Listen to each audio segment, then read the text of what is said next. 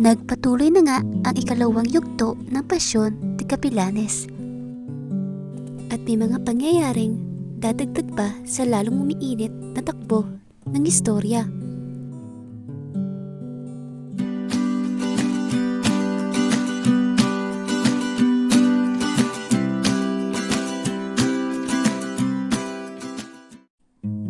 Nagpatuloy nga ang kwento sa paghingi ng paumanhin ng tatlong magkakapatid dahil sa nagawa nilang mali kay Rosario. At ito nga ay tinanggap naman ni Rosario at dahil nga ito sa tulong ni Juan David. At dahil na rin tuluyan na ngang nahumaling si Rosario sa binata. At napagtanto niya na ang pakikipagkasundo sa magkakapatid na Reyes ang magbibigay daan upang mas papalapit pa siya kay Juan David. Sa sumunod ngang eksena ay di inaasahang ipinakita na meron palang itinatagong anak si Oscar. At ito nga ay talaga namang pilit niyang isinisikreto mula sa kanyang pamilya, lalo na sa kanyang asawang si Jimena. Ngunit ang ina ng kanyang anak ay ipinipilit ang kanyang sarili kay Oscar. Ngunit wala itong epekto kay Oscar dahil ang mahalaga lamang ay ang bata. Sinabi niya na mas magkakaroon na siya ng oras para sa kanyang anak at magbibigay siya ng sustento rito. Ngunit hanggang doon lamang at hindi ito matanggap ng ina ng bata.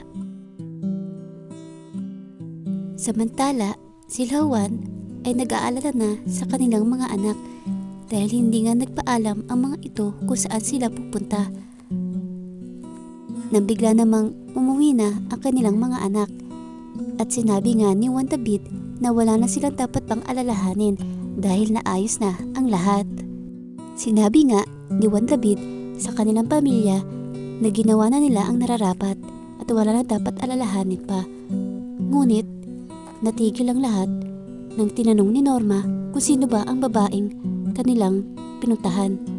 At nalaman nga nila na ito ay si Rosario Montes. Hindi maipinta ang mga mukha ng bawat isa sa kanila. Labis nga ang pag-aalala ni Norma sa kanyang nalaman dahil labis nga ang problemang idinulot noon ni Rosario sa kanilang pamilya, lalo na sa kapatid niyang si Sarita. Ngunit hindi mapakali si Juan David. Niisip pa rin niya kung bakit gano'n na lamang ang reaksyon ng kanyang pamilya nang malamang si Rosario Montes ang babaeng kanilang pinuntahan. Nais pa niyang makilala at malaman ang lahat ng tungkol kay Rosario. At nagtanong nga siya tungkol dito, ngunit walang may gustong magsalita. Kaya naisipan ni Juan David na puntahan ang kanyang lola, ngunit wala ito sa kanilang hasyenda. Kaya ang kanyang lolo na lamang ang kinausap. At marami nga siyang nalaman tungkol kay Rosario. Ngunit hindi sinabi ng lolo niya ang buong detalye. Sinabi lamang nito na hindi niya mahuhusgahan si Rosario kung masama ba siyang babae o hindi.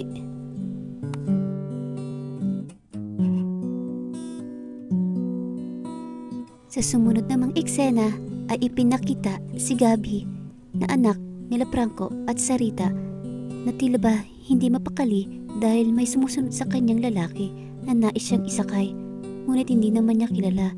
Buti na lamang ay dumating ang kanyang tiyo Oscar upang siya ay iuwi sa bahay nila at siya ay naging ligtas na.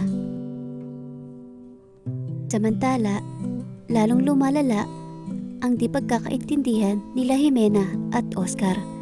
Ang pakiramdam ni Jimena ay may itinatago ang kanyang asawa sa kanya at hindi lamang ito nagsasalita. Lagi na lamang siyang naiiwan mag-isa at hindi ito maintindihan ni Jimena. Ngunit walang sinabi si Oscar na kung ano pa tungkol dito. Hindi ito matanggap ni Jimena, kaya pansamantala muna silang naghiwalay sa pagtulog. Si Oscar naman ay dali-daling humingi ng tawad.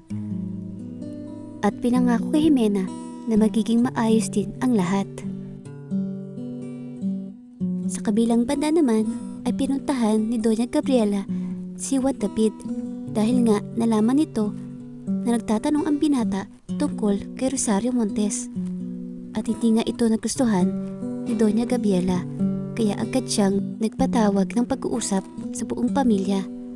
At sinabi nga niya na hindi dapat sila mapalapit kay Rosario dahil hindi ito nagkaroon ng magandang ugnayan sa kanilang pamilya. At ito nga ay tila ba hindi nagustuhan ni Juan David. At sinabi niyang dapat na nilang kalimutan ang tungkol kay Rosario. Sumunod namang eksena ay binalak ni Rosario na puntahan si Juan David. Ngunit hindi niya alam na ang kanyang kanang kamay na si Gunter ay sinabotahe ang kanyang sasakyan. Kaya naman, nang habang siya ay papunta kay Juan David, ay bigla na lamang huminto ang kanyang sasakyan. Hindi malaman ni Rosario ang kanyang gagawin dahil wala naman siyang alam sa pag-ayos ng sasakyan. Nang biglang gulat niya nang may dumating. Nasiyahan si Rosario dahil alam niyang may tutulong na sa kanya. Ang binata nga ay nagbigay ng tulong sa kanya. At sinabing ano ba ang nangyari? Sinabi nga ni Rosario na bigla na lamang siyang nasiraan at di niya alam ang gagawin. Tinignan ng binata kung anong nangyari sa sasakyan at sinabi nga niyang may sumabotahe sa sasakyan ni Rosario. At naisip nga ni Rosario kung sino ito. Sinabi ni Rosario na babayaran niya ang binata, ngunit hindi nito ito tinanggap. Sinabi niya na ikinagagalak ng tulungan ang isang babaeng nangangailangan ng tulong at di niya hahayaang iwang mag-isa ito sa gitna ng daan na wala man lang kasama. Ito ay kinatuwa ni Rosario. Ngunit tinanong niya kung sino ito at bakit nga ba ito nandito. Sinabi niyang siya ay isa ring Reyes. Siya ay ang anak nila Sarita at Franco. At ang pangalan niya ay Andres Reyes. Tila ba nagulat si Rosario sa kanyang nalaman dahil nga ito sa kanilang ugnayan noon ni Franco at pati na rin sa ugnayan nila sa pamilya Elizondo at ng mga Reyes. Mukhang hindi lang si Juan David ang mapapalapit kay Rosario. Mukhang sa hindi inaasahang pangyayari ay mapapalapit din ang isa pang Reyes kay Rosario. Ano ang itutulot nito sa kanilang pamilya?